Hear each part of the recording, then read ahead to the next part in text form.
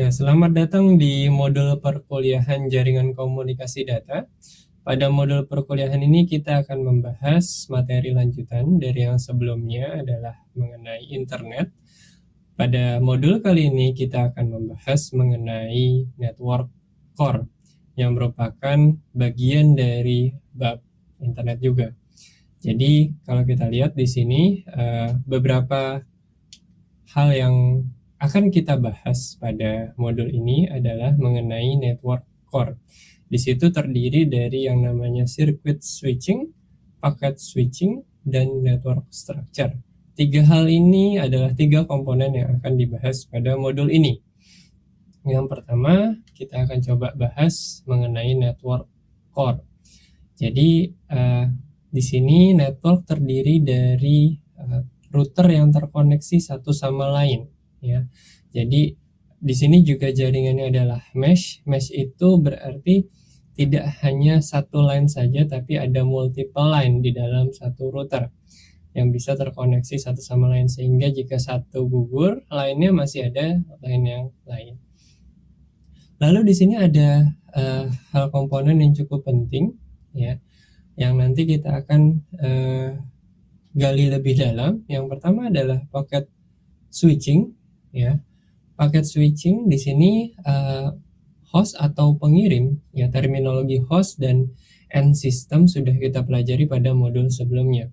Jadi di sini host ada bisa pengirim, bisa juga penerima. Tapi di sini untuk packet switching, host akan membagi, ya, pada application layer message yang akan dikirim ke dalam bentuk paket, ya. Jadi bukan dalam satu kesatuan utuh, tapi sudah dibagi-bagi dalam bentuk paket. Paket ini yang nanti kita akan mengikuti regulasinya sesuai protokolnya, ya. Lalu paket tersebut di forward dari satu router ke router yang lain. Jadi bisa diibaratkan bahwa router di sini, ya, ada terminologi router. Router di sini sebagai penjaga lalu lintas dari paket-paket yang kita kirimkan.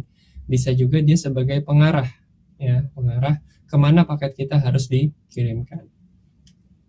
Oke, berikutnya di sini paket switching memiliki mekanisme utama yaitu store dan forward. Ya, artinya ketika router mendapatkan suatu paket, maka paket itu akan dilihat pertama alamatnya kemana. Maka nanti paket tersebut akan dikirimkan oleh router tersebut ke alamat yang dituju. Tentunya tidak langsung ke alamat yang dituju, tapi bertingkat, ya. Jadi mulai dari alamat yang global, semacam kita mengirimkan paket kita. Kita harus menentukan kota kita di mana, provinsi kita di mana, negara kita di mana, lalu makin kecil daerah, misalnya kecamatan dan kelurahan. Sama juga di prinsip pakai switching. Alamat-alamatnya itu mulai dari yang paling bisa dibilang paling umum, terus berubah ke yang paling spesifik. Ya, pada bagian paket switching di sini hal atau mekanisme utama yang dijalankan paket switching adalah store dan forward, ya. Jadi dia menerima data, setelah itu dikirimkan lagi datanya lewat interface lainnya. Kalau kita lihat pada gambar, ya, kita punya ada router di sini, ya. Jadi ini lambang router. Lalu kita memiliki di sini misalnya suatu server, ya, mengirimkan kepada destination.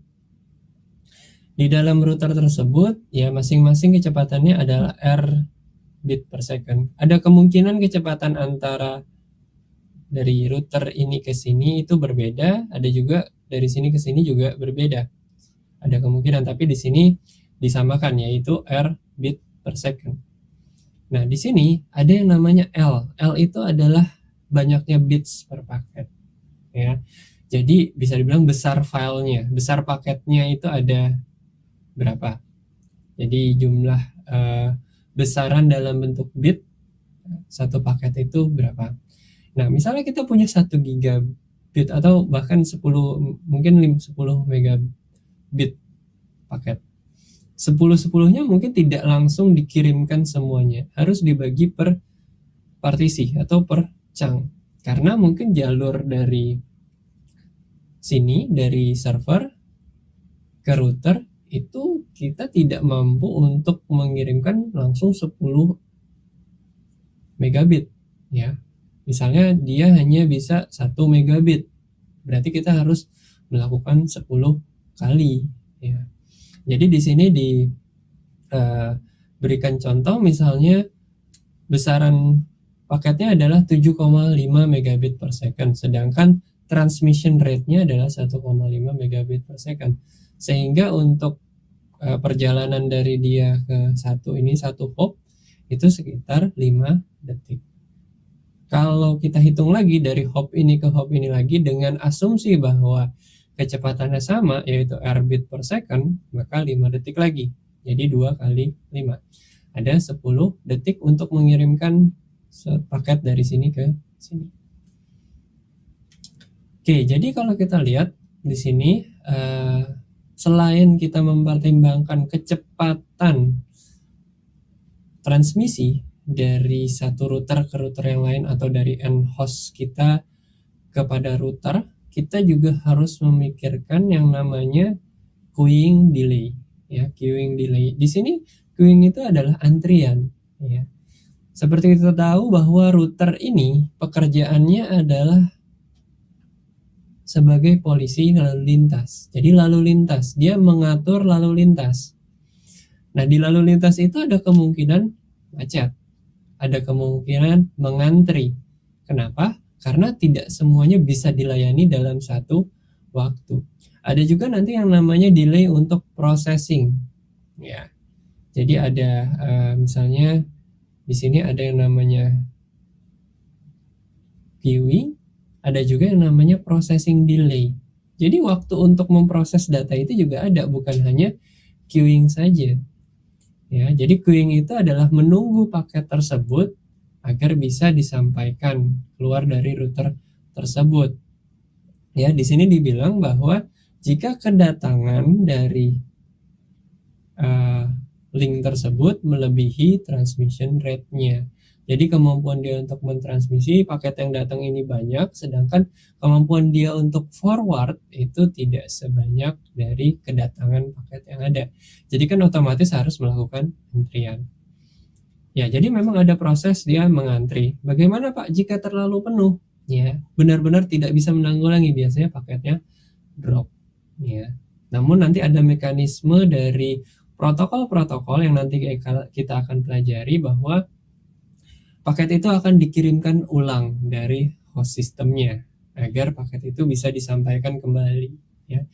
Jadi yang mengatur di sini adalah protokolnya, sedangkan polantasnya atau penjaga dari router ini yang menjaga lalu lintasnya adalah si router ini ya, menjaga ada aturan-aturan itu agar dipenuhi. Nah, jadi paket dapat drop di sini jika memorinya terlalu penuh.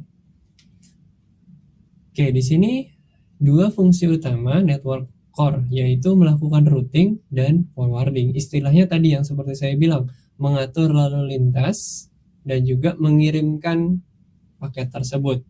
Move paket dari atau memindahkan paket dari satu router input ke router output yang dituju. Ya. Biasanya router output itu tidak cuma satu, dan inputnya juga biasanya nggak satu.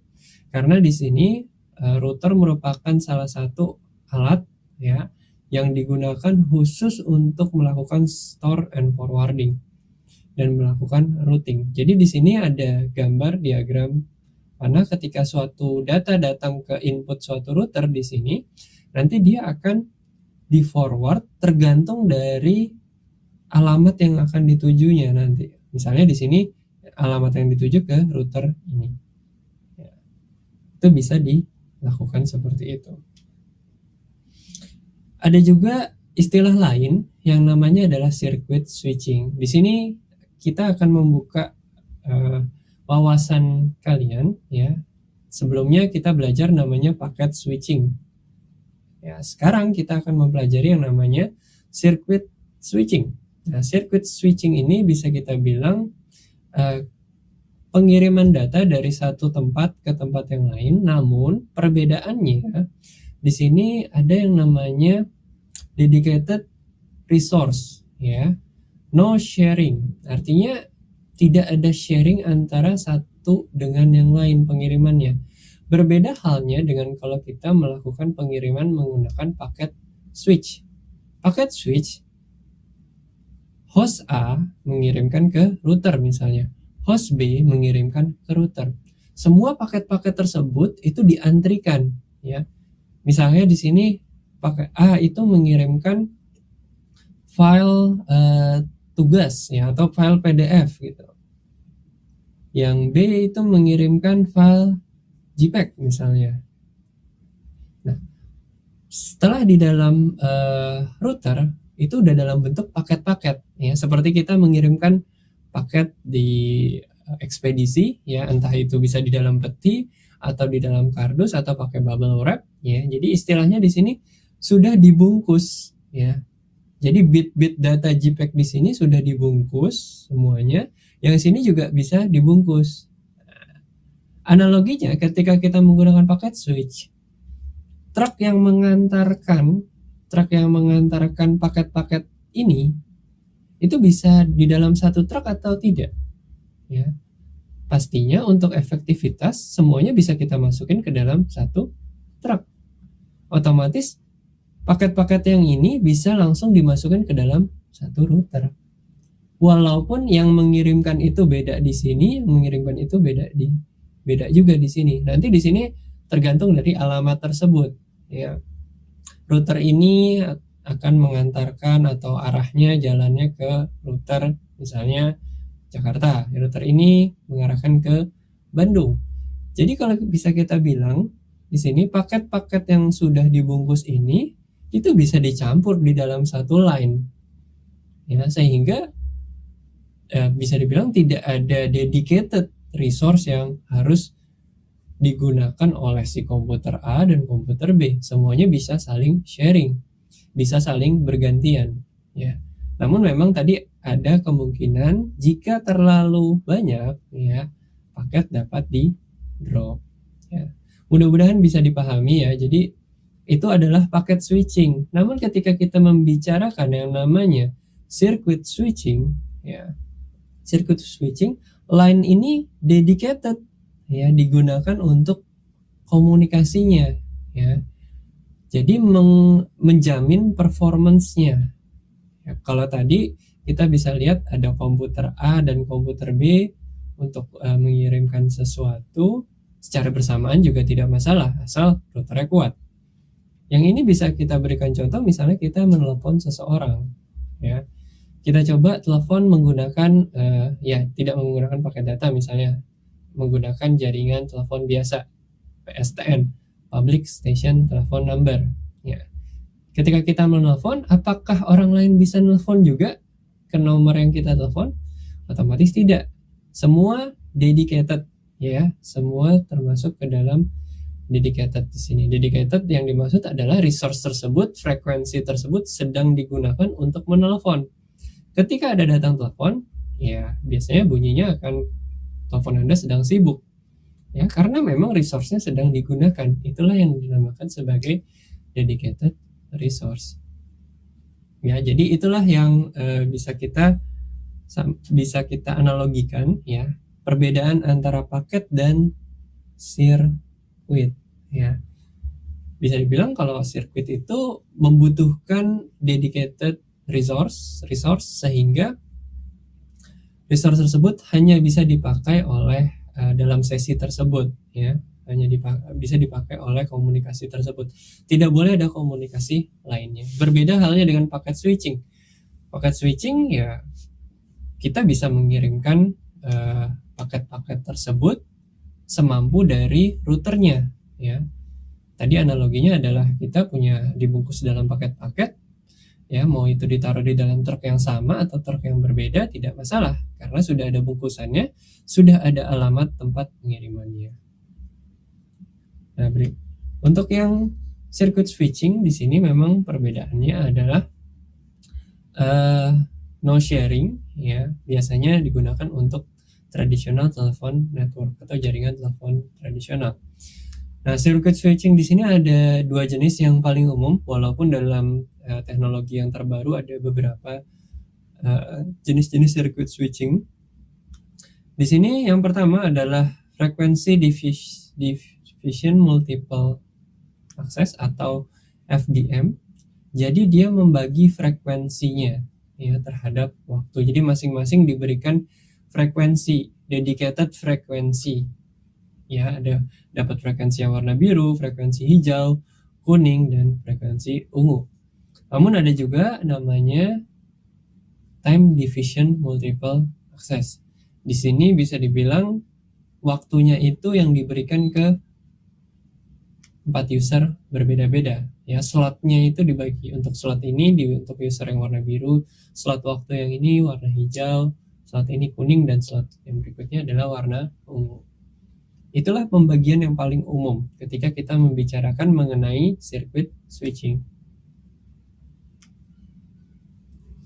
Lalu berikutnya, kalau kita lihat di sini,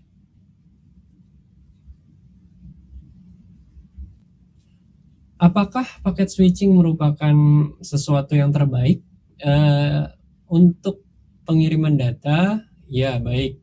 Resource-nya dipakai bersama-sama? Ya, baik.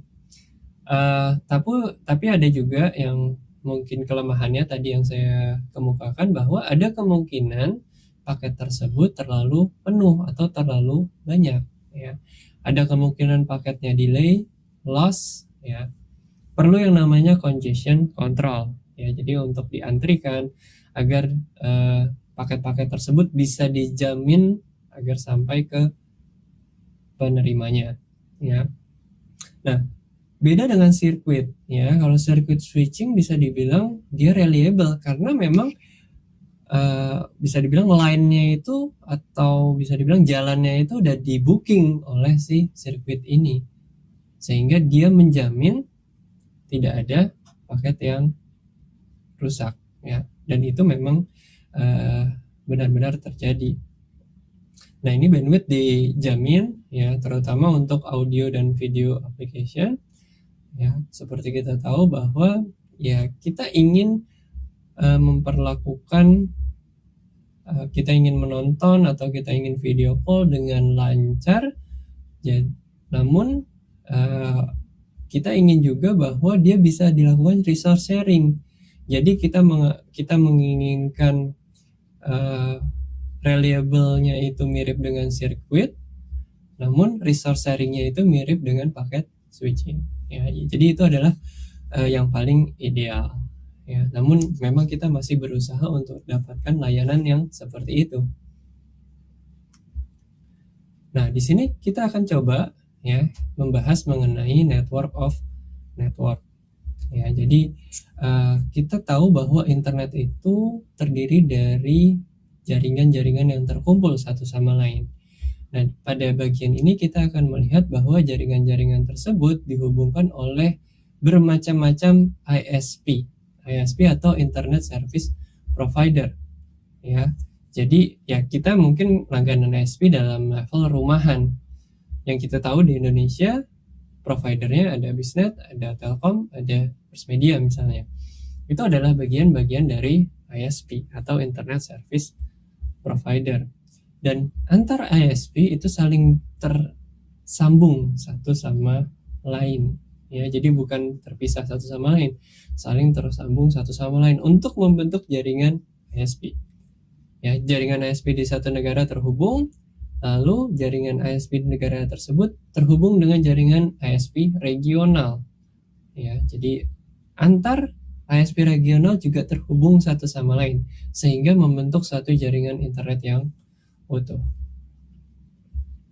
Ya, jadi di sini dibilang bahwa network of network jadi merupakan salah satu yang cukup kompleks ya. Karena ya tidak hanya dari teknologi ya, tapi mulai dari ekonomi dan kebijakan nasional. Seperti kita tahu bahwa misalnya kebijakan konten di Indonesia ada pembatasan, kebijakan konten di Cina juga ada pembatasan. Masing-masing punya regulasinya sendiri-sendiri untuk mengatur internet. Jadi tidak hanya dari teknologi aspek, tapi di sini ada kebijakan juga berpengaruh dalam penentuan konektivitas internet. Ya, jadi kalau kita tahu bahwa bagaimana kita mengkonekkan antara ISP yang satu dengan ISP yang lain, apakah kita menghubungkan secara langsung seperti ini, end to end, otomatis bisa kita dapatkan bahwa kompleksitasnya bisa kuadratik, ya. Jadi mungkin akan lebih baik jika kita memiliki satu global ISP. Namun apakah dengan satu global ISP tidak muncul saingan-saingan global ISP lagi yang baru? Ya, jadi lebih baik kita buat yang namanya ISP A, B, dan ISP C atau regional ISP. Jadi regional ISP ini bisa terkoneksi satu sama lain. Nanti juga ada konektivitas antara ISP besar ini. Lalu ada juga Internet Exchange Point untuk keterhubungan antara satu ISP dengan ISP besar lainnya.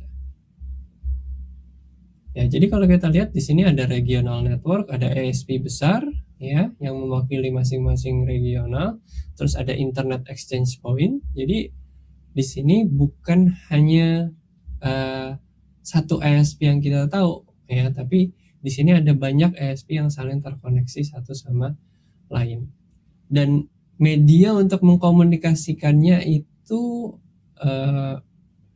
dalam berupa infrastruktur bisa kabel bawah laut ya, yang mungkin ditaruh di bawah laut dan bisa melintasi antara dua benua ya. Jadi itulah salah satu cara untuk menghubungkan misalnya antar satu regional dengan regional lainnya. Ya, nanti juga ada beberapa content provider network ya. Jadi beberapa data center yang dibangun di masing-masing regional agar mempermudah pengaksesan data ya terhadap regional yang dekat dengan user tersebut. Ya. Jadi strukturnya ya bisa digambarkan seperti ini. Ada Tier 1 ISP yang cukup besar, ISP. Terus ada Internet Exchange Point, lalu ada regional ISP dan ada national ISP di bawahnya. Ini beberapa contoh ISP, Tier 1 ISP seperti Sprint. Ya, jadi kalau kita lihat bahwa struktur dari internet memang terdiri dari beberapa layer. Ya, jadi layer-layer tersebut yang terkoneksi satu sama lain. Jadi dengan layer-layer tersebut, baik itu kebijakan bisa dilakukan. Jadi kita tidak mengimplementasikan antar satu ISP terkoneksi dengan ISP lain secara end-to-end relationship gitu. Jadi lebih baik kita memiliki struktur dari internet, ada global, ada ISP regional, ada Tier 1 ISP, ada ISP dari negara tersebut atau national ISP. Oke, pada modul ini kita sudah mempelajari tadi perbedaan antara paket switching dan circuit switching. Diharapkan Anda bisa menjelaskan dan memahami perbedaan antara kedua switching tersebut dan memberikan contoh. Lalu kita membahas routing dan forwarding, terus ada istilah-istilah di sini network of network untuk internet. Ada regional ISP, ada access ISP, ada internet exchange point. Oke, jadi untuk modul mengenai network core, circuit switching dan packet switching sampai di sini dulu. Mudah-mudahan kalian dapat memahami materi ini dan terima kasih.